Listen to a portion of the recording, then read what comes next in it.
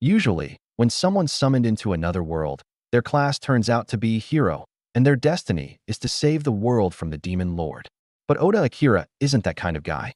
He's the kind of person people forget is even there.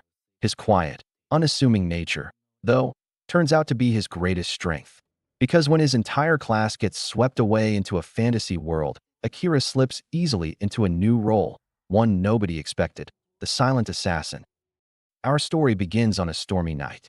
Somewhere in the darkness, an assassin was on a mission, his blade ready for blood. But then, a chill ran down his spine. He felt a presence behind him, a presence so silent, so suffocating, that his instincts screamed danger. When he turned, he saw him, the silent assassin. Realizing escape was impossible, the assassin drew his weapons and attacked. Needles flew through the rain, but Akira's body moved faster than sight. He used a skill to evade them, leaping down from the shadows. Their blades clashed on a rooftop, sparks flying between raindrops. In a single motion, Akira disarmed his opponent, but the assassin quickly drew a hidden dagger and lunged. Yet the moment the blade should have connected, Akira vanished. A heartbeat later, he appeared behind him. What followed wasn't a fight, it was a dismantling. Akira broke his leg, stabbed his elbow, and before the man could even scream, his own blade returned to finish him. With the threat eliminated, Akira moved swiftly into the mansion. Inside, his target slept peacefully, unaware of the shadow closing in. The silent assassin raised his blade, ready to strike. Then time seemed to rewind. We go back to before Akira ever came to this world, in an ordinary classroom. Students were chatting and laughing.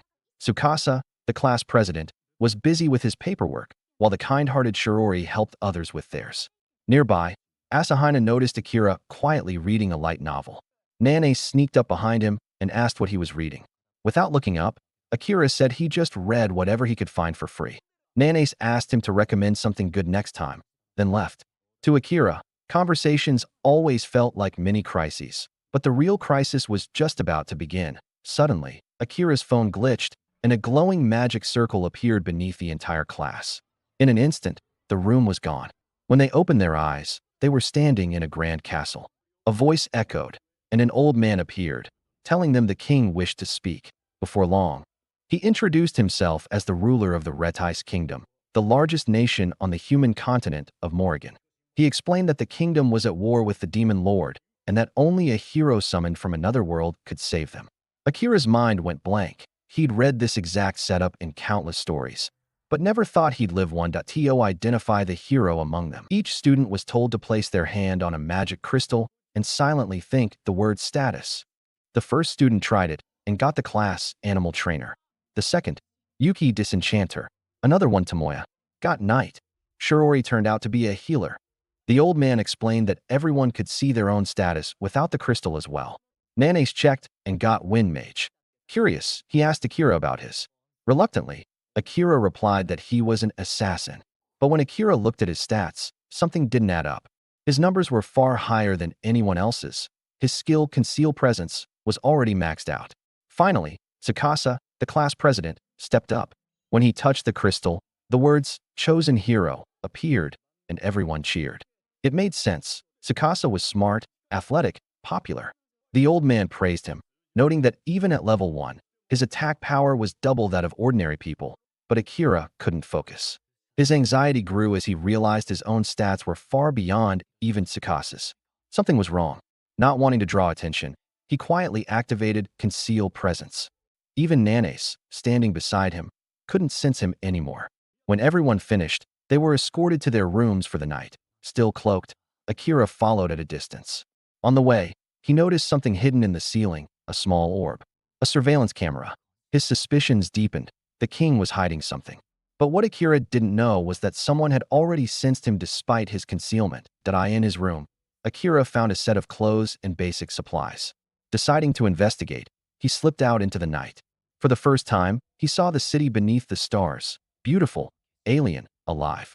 He scaled a tower and used his concealment to eavesdrop on the king and the princess. He heard the king ordering her never to let the heroes near the royal archives, lest they learn too much. After the princess left, Akira considered assassinating him right there. But in the end, he couldn't. He lowered his blade and disappeared into the night. The next morning at breakfast, Akira thought about revealing everything he'd overheard, but decided against it. Nobody would believe him. Then Tsukasa stood up, announcing that since they'd already been summoned, he wanted to grow stronger and defeat the Demon Lord. The others agreed without hesitation. Akira couldn't believe how blindly they trusted the king. Later that day, they were introduced to their instructors, the Knight Commander, Saran Matrai, and his vice, Gillis. Saran informed them that in 1 month, they'd enter the great labyrinth of Cantonin. Until then, they would train. But while the others sparred, Akira slipped away to gather more intel. It didn't take long before Saran found him. Out for a walk, he asked casually. Akira froze. His concealment was still active. How could this man see him? Saran smiled and explained that his eyes could perceive heat signatures. He assured Akira that he wouldn't report him to the king. Curious and cautious, Akira asked why. Saran sighed and said it was complicated. When Akira admitted he wanted to learn more about this world, its magic, its skills, Saran agreed to teach him. In exchange, he wanted to hear about Akira's world, and so their secret mentorship began. While Gillis oversaw the other students' training, Saran personally trained Akira, testing, refining, and pushing him beyond limits. One night, Gillis confronted Saran, annoyed that he was spending all his time on Akira. Saran revealed that Akira's concealed presence was maxed out, a feat only achieved once before by the first hero. Gillis was stunned. Right then, Akira entered, holding an old book. He handed it to Saran, explaining he'd found it in the royal archives. When Saran opened it, he smiled faintly. It was one of his own, disguised as a cookbook. Inside were encrypted plans for a coup. Saran's expression turned grim. He told Akira that the king was trying to rewrite the world's laws, a pursuit that would demand unimaginable sacrifice. But the knights owed a blood debt to the royal family, leaving Saran powerless to act. Akira then confessed that on the night of their summoning, he'd tried to kill the king but couldn't go through with it. Saran commended him, saying that sparing a life was the right choice. Even if his class was assassin, he wasn't bound to kill. Akira felt a strange relief. For the first time, he admitted he didn't want to return to his world as a murderer. When Akira asked why Saran was helping him, Saran replied, "Because you didn't just go with the flow. You questioned the story." Akira felt embarrassed by the praise. Saran chuckled and joked that Akira could help him with his coup before going home. Time passed quickly. After a month, their training came to an end, and the heroes were sent to challenge the great labyrinth of Cantonin. The people of Retis gathered to cheer them on, but Akira felt a piercing gaze from the crowd. He followed it and found a cloaked girl glaring at him. When he asked why, she replied coldly that heroes knew nothing of the sacrifices made to summon them. Then she leaves, saying to find her after he discovered the truth for himself. Inside the labyrinth, the group fought hordes of monsters. When one student accidentally triggered a trap, even more enemies flooded in. Akira urged retreat, and Saran agreed. Channeling divine power into his blade, he unleashed a flash of holy lightning that carved a path for escape. But as they fled, another horde appeared. Remembering the smoke bomb the princess had given him, Tsukasa threw it to keep the monsters away, but instead, it summoned something far worse, a towering minotaur. When Akira and the others arrived, they found Tsukasa wounded. Akira rushed in, dodging the beast's attacks and striking its neck, but his dagger shattered against its hide. He fell back, barely landing on his feet. Tsukasa tried to stand, insisting he must protect them as the hero, but Akira stopped him. "We've trained for a month," he said. "You're not alone anymore." Tsukasa faltered, burdened by guilt. Akira quickly ordered Yuki to use her dispel magic on him. When she did, a dark curse broke free from Tsukasa's body. Akira shouted, then ran to Saran. "It's time," he said. Saran smirked, drew his sword, and raised it high. "Then let's end this." He called upon his divine skill, lightning's flash, striking the Minotaur with a blinding surge of power. And as the monster's body convulsed in paralysis, Akira vanished into its shadow, activating his own skill, shadow magic. And from that moment on, the silent assassin finally embraced his name. Akira activates his shadow magic, and a dark figure appears at his feet. He channels it into the Minotaur, piercing the beast all over its body before reeling it into the darkness. But then, Akira's magic suddenly goes out of control. His own shadows surge violently, threatening to consume him. Just as he starts to lose control, Saran appears and helps stabilize his power. Once the storm calms, Akira thanks him for the assist. Back from the dungeon, Saran and Akira discuss the strange nature of his shadow magic. Saran admits he's never heard of such a skill before. It's powerful, but incredibly unstable. Akira agrees, acknowledging how hard it is to control. Setting that aside, Saran presents him with a katana forged by the first hero. Since the current hero already wields a holy sword, he wants Akira to have something worthy. More importantly, he warns him to hide it well, because he stole it straight from the royal armory. Akira draws the blade and sees the name engraved on it, Yado no Kami, alongside a message wishing that the sword finds its successor and guides him in his hour of need. Akira then informs Saran that the curse afflicting the hero still refuses to be dispelled. Hearing that, Saran's expression darkens. He already suspects who the cursor might be. That night, the princess stands before a cursed object, whispering venom at Tsukasa, calling him a false hero. Suddenly, Akira appears behind her, destroys the object, and seizes it. The princess demands to know why he entered her chambers uninvited, but Akira points his blade at her throat, telling her no true lady uses curses. Only a witch does. When he demands to know why she's doing it, she answers coldly that everything she does is for the king. Seeing no benefit in pressing further, Akira retreats.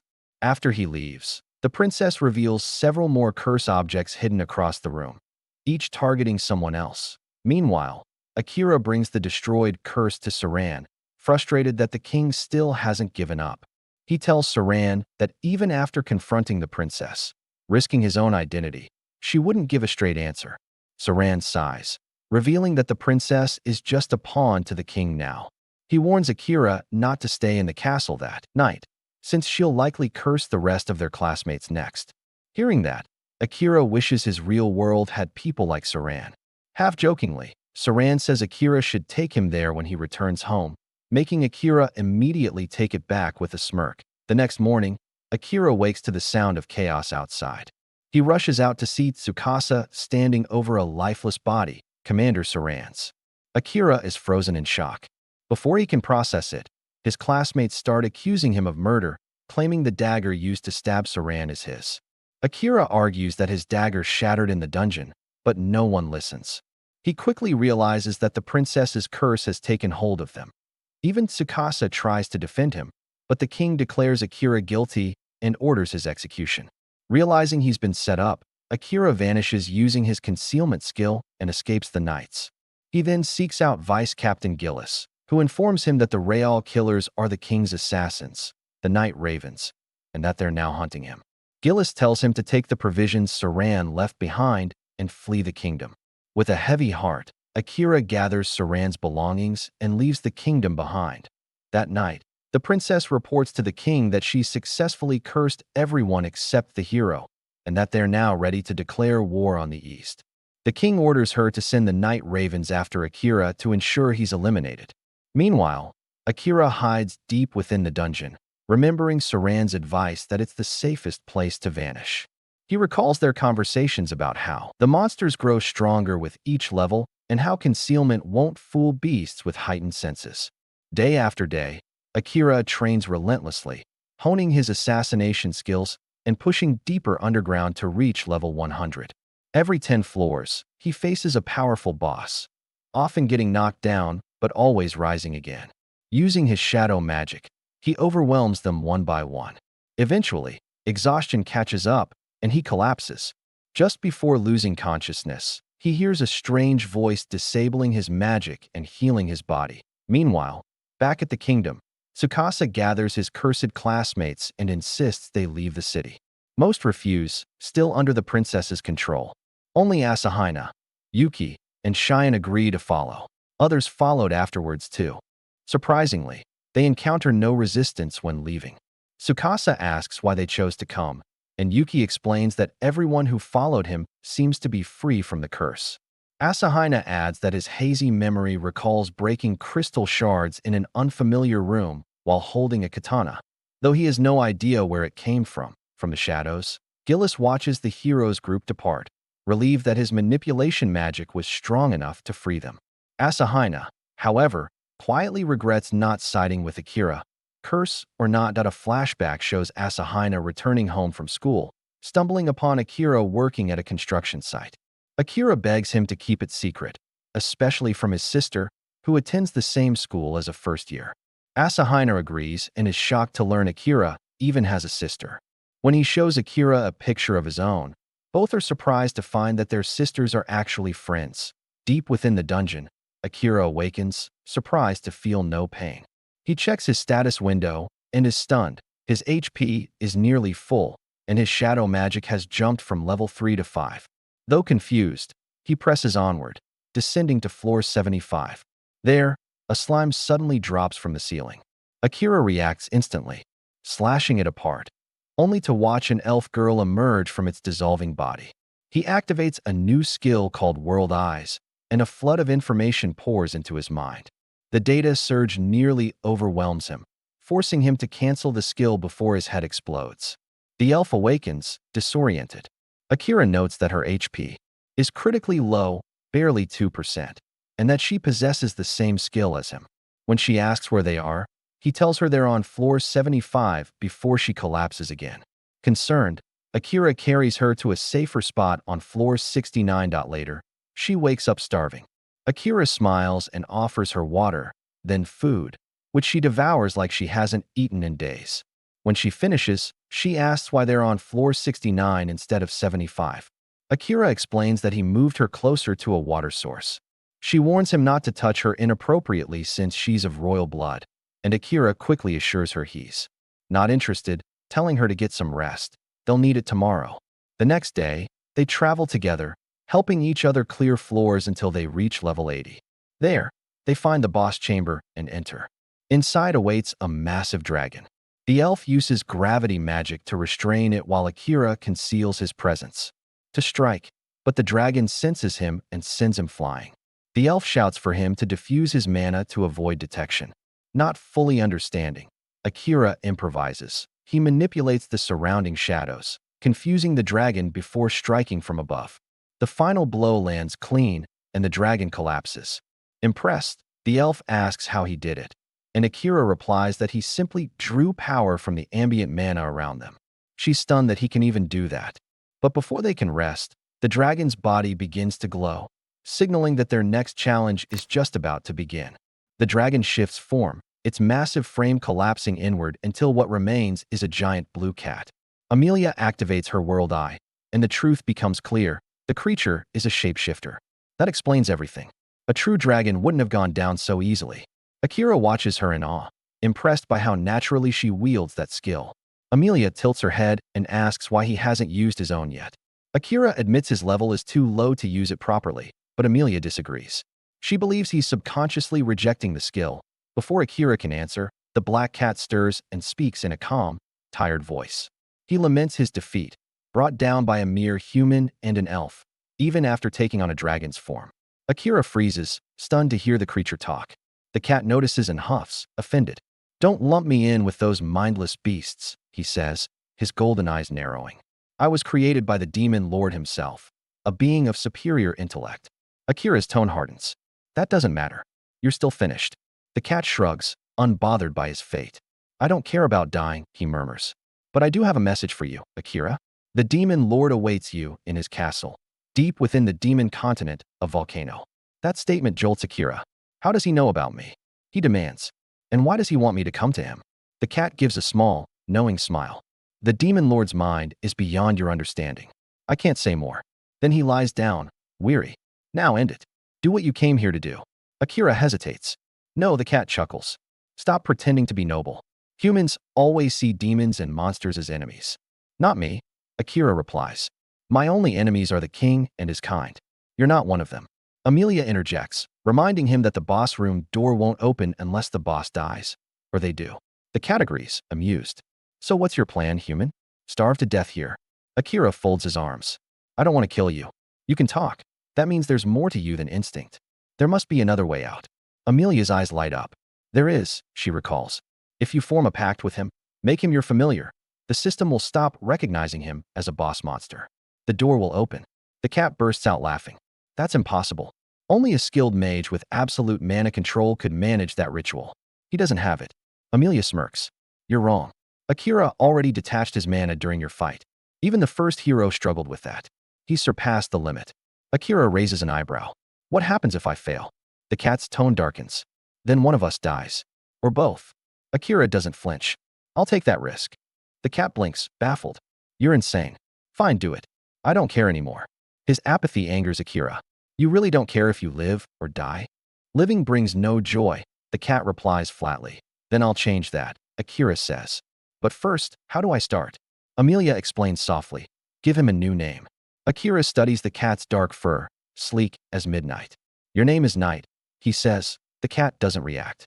Amelia nods toward the next step. Now pour your mana into his paw. Once you start, there's no going back. Akira presses his hand to Night's paw and channels his mana. Instantly, a surge of energy slams into him, drowning his senses. His vision twists, and suddenly he's falling through flames. Below, a burning city screams in chaos. Night stands at the center, massive and feral, tearing through anyone who moves. Night, stop. Akira yells. But the cat attacks, his claws dripping with dark mana. Pain sears through Akira's body, both in the dream and the real world. Night's voice echoes. Kill me, Akira. It's the only way out. Akira refuses. I won't. Night lunges again. His claws slash deep, and Akira's blood spills. Gritting his teeth, Akira rushes forward. But instead of dodging, he lets the claws pierce him. Night's eyes widen. What the hell are you doing? I told you, Akira gasps. I don't want to kill you. You don't want to kill anyone either. Night growls. I'm a monster. My instincts. Then don't fight them alone. Akira interrupts, gripping his claws. I'll watch over you. You're not alone anymore. The burning city flickers.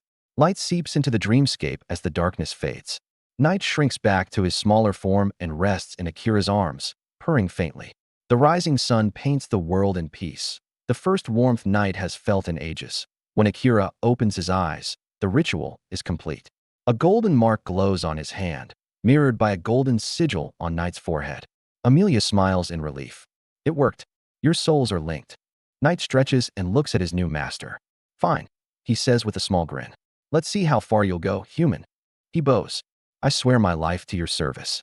Amelia introduces herself, and Night nods respectfully. Then you have my respect too, companion of my master. A magic circle appears beneath them, the sign of the boss's defeat. Akira glances at it, thoughtful. We could move to the next floor now, but you're wounded. Night shakes his head. The door will stay open. No need to rush. Amelia suggests they rest and learn more about each other. Night immediately agrees, his personality softening. Akira stifles a laugh. You changed fast. Meanwhile, Sato and his party finally reach a new land, a country founded by a hero summoned from Earth. The sight stuns them. The architecture, the streets, even the food stalls resemble old Japan. For the first time since their summoning, they feel a sense of home. As they settle in, Sato brings up their situation. We're nearly broke, he sighs. We've got a month before we're sleeping on the streets. One of the boys suggests becoming adventurers, the most practical job for them, and Sato agrees. Then he turns to strategy. We need information. Find someone who knows this world inside out. Books, scrolls, anything. A quiet voice murmurs. Maybe there's a book that tells us how to return to Earth. Sato shakes his head. Our best shot is defeating the Demon Lord. Only the king and princess might know how to send us back, and we'll need to win their favor first. He declares that once they're strong enough, they'll head for the demon continent. Asahi frowns. We shouldn't go without Akira. He's growing stronger, faster than any of us.